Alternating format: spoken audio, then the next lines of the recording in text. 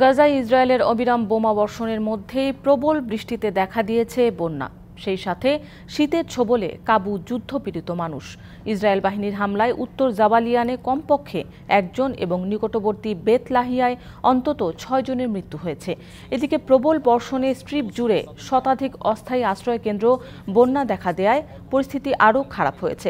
বাস্তুচ্যুত ফিলিস্তিনিরা তাদের পরিবারগুলো এবং সন্তানদের গরম কাপড় দিতে পারছে না, কারণ ইসরায়েল মানবিক সাহায্যের প্রবেশ সীমাবদ্ধ করে রেখেছে।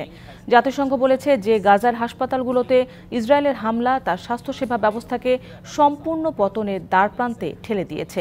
গাজায় ইসরায়েলের যুদ্ধে ৭ অক্টোবর ২০২৩ সাল থেকে এখন পর্যন্ত কমপক্ষে ৪৫,৫৪১ ফিলিস্তিনি নিহত এবং ১০,০০,০০,০৮,৩৩৮ জন আহত হয়েছে।